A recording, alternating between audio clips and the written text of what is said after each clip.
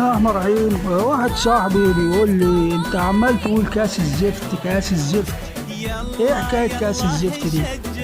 قلت له المرحوم من الشلبي الله يرحمه قال انا مستعجب.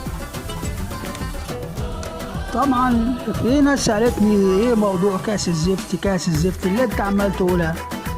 انا قلت لهم المرحوم يونس شلبي كان عمل فيلم اسمه 4-2-4 بيتكلم فيه، بيقول 11 نفر هنا و11 نفر هنا، فريقين بيجروا ورا كورة منفوخة بلاستيك.